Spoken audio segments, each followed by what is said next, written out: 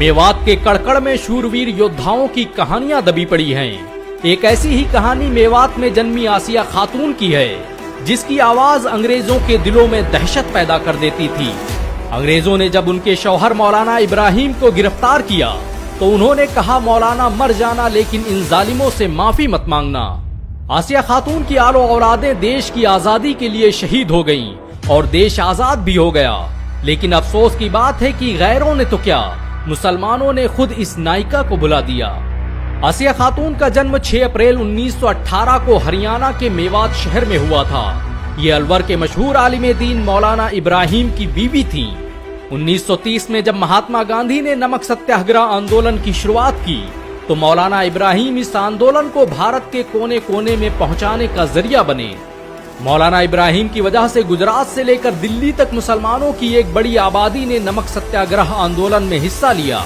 और जब 5 मई 1930 को अंग्रेजों ने गांधी को गिरफ्तार किया तो उनके साथ मौलाना इब्राहिम और मौलाना हिफ्जुर रहमान सोहरावी जैसे आलिम दीन भी जेल की सलाखों में डाल दिए गए। अंग्रेजों ने दांडी यात्रा के विरोध में 60,000 लोगों को कैद खाने में डाला था और इसमें बड़ी तादाद उन उलमाओं की थी जो भारत के मुसलमानों की रीढ़ माने जाते थे। इन उलमाओं की फहरिस्त में मौलाना इब्राहिम के साथ मुफ्ती किफायतुल्लाह, मौलाना अहमद सईद देहलवी, अताउल्लाह शाह बुखारी, मोहम्मद मियां देवबंदी और मौलाना बशीर अहमद जैसे लोग शामिल थे। मौलाना इब्राहिम की गिरफ्तारी के बाद जब अंग्रेजों ने उन्हें टॉर्चर करना शुरू किया तो लोगों की रूहें कांप गईं। इतिहासकार लिखते हैं कि अंग्रेजों के जुल्म सितम का ये आलम था कि मौलाना के जिस्म पर खाल भी बाकी न बची थी। ऐसे में अंग्रेजों ने उनके सामने शर्त रखी कि अगर वो माफी मांग लेते हैं और दोबारा आजादी के किसी आंदोलन में हिस्सा नहीं लेते हैं तो उन्हें आजाद कर दिया जाएगा। देश में बहुत से लोग ऐसे भी हैं जिन्होंने मौत के खौफ और अंग्रेजों की चाटुकारिता में माफीनामे लिखे, लेकिन ये एक मौलाना का ज़र्फ था कि जिनका जिस्म तो अंग्रेजों के हंटर से बेजान हो गया, लेकिन उसने अंग्रेजों के सामने अपना सर न झुकाया। बात देश की थी तो मौलाना ने भी फख्र से कहा कि तुम मेरे जिस्म का एक एक हिस्सा अलग कर दो, लेकिन मेरे बदन से वतन की मिट्टी को अलग नहीं कर पाओगे। जिस वक्त अंग्रेज मौलाना पर जुल्म सितम कर रहे थे उस वक्त मौलाना का बेटा शदीद बीमारी में मुब्तला था। जब अंग्रेजों के इस मुतालबे की खबर आसिया खातून के पास पहुंची तो उन्होंने अपने शौहर मौलाना इब्राहिम को पैगाम भेजा कि मौलाना से कह दो कि वो अपने बेटे की फिक्र न करें। जो कुछ होता है अल्लाह की मर्जी से होता है और जो कुछ होगा वो अल्लाह की मर्जी से होगा। उन्हें किसी सत्ताधारी मठाधीश और हुक्मरान से माफी मांगने की जरूरत नहीं है।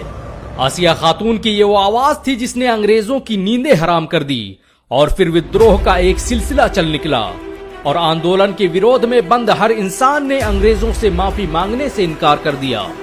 मौलाना इब्राहिम जितने दिन जेल में रहे, आसिया बेगम बाहर आजादी की मशाल बुलंद करती रही। उन्होंने मेवात और उसके इर्द गिर्द की महिलाओं को शिक्षित करने और उन्हें जंगे आजादी में शामिल होने के लिए तैयार किया। मेवात का हर इंसान, चाहे वो हिंदू हो या मुसलमान, उन्हें इज्जत से अम्मा बी के नाम से पुकारता था। डॉक्टर मुश्ताक तिजारवी लिखते हैं कि आसिया खातून मेवात की भी अम्मा थीं। उनका हौसला पहाड़ों की तरह बुलंद था। वो भारत की आजादी के लिए पूरे जोश और जुनून के साथ मैदान में उतरी और हर कठिन समय में अपने शौहर के साथ खड़ी रही। 1940 तक मेवात क्रांतिकारियों का गढ़ बन चुका था। आजाद हिंद फौज से लेकर देश के बड़े बड़े नेता मेवात में ही अपना डेरा जमाए हुए थे। खुद बॉलीवुड स्टार शाहरुख खान के नाना और आजाद हिंद फौज के जनरल शाहनवाज खान अक्सर मौलाना इब्राहिम से मिलने मेवात आते रहते। आसिया खातून खुद आगे बढ़कर उनकी खिदमत की जिम्मेदारियां निभाती। कहते हैं कि आसिया खातून की नमाजें कभी कज़ा नहीं हुई। वो भारत की आजादी के आंदोलन में हिस्सा लेती और वहीं भरी महफिल में नमाज अदा करती। बहुत कम लोग जानते हैं कि आसिया खातून तबलीगी जमात के संस्थापक मौलाना इलियास की शागिर्दा भी थी और खुद मौलाना इब्राहिम तबलीगी जमात का हिस्सा थे। मेवाती महिलाओं में तबलीगी जमात को पहुंचाने का काम आसिया खातून ने ही अंजाम दिया था। आसिया खातून ने भारत की आजादी के लिए जो किया वो आज तक कोई नहीं कर पाया। उन्होंने मेवात में महिलाओं के कई संगठन बनाए और घर घर जाकर क्रांति की मशाल को जलाने का काम किया। आसिया खातून के माँ बाप का साया बचपन से ही उठ गया था, लेकिन वो मेवात के लाखों लोगों के लिए माँ बाप का दर्जा रखती थी। आजादी के बाद भारत में जब फसादात का दौर शुरू हुआ तो उसने आसिया खातून को तोड़ कर रख दिया और ये जख्म ताउम्र उनके साथ जिंदा रहा। देश के लिए अपना सब कुछ कुर्बान कर देने वाली इस महान वीरांगना को यकीन नहीं हो रहा था कि जिस देश के लिए उसने इतनी कुर्बानियां दी हैं, उस देश के लोगों को धर्म की बुनियाद पर कत्ल किया जा रहा है। आसिया खातून आजादी के बाद भी कई सालों तक जिंदा रहीं। उन्होंने हजारों बेघर मुसलमानों को विस्थापित करने का काम किया और जब आजादी के बाद उनके पति मौलाना इब्राहिम मेवात के एमएलए बने तो उनके साथ समाज सेवा में लग गई। 18 दिसंबर साल 1995 को 78 साल की उम्र में उनका इंतकाल हो गया। आसिया खातून ने अपनी पूरी जिंदगी देश की अस्मिता, अखंडता और सुरक्षा के लिए कुर्बान कर दी, लेकिन ये अफसोस की बात है कि गैरों ने तो क्या, खुद मुसलमानों ने इस महान नायिका को हमेशा के लिए भुला दिया। असदुद्दीन ओवैसी ने पिछले साल आसिया खातून की फोटो को ट्वीट करते हुए लिखा था कि आज हम आजादी की नायिका अम्मा बी आसिया को याद कर रहे हैं, जिन्हें लोगों ने भुला दिया है। अगर आप ये वीडियो देख रहे हैं तो आपसे गुजारिश है कि इस वीडियो को लाइक और शेयर जरूर करें ताकि आजादी के इस गुमनाम चेहरे को फिर से जिंदा किया जा सके।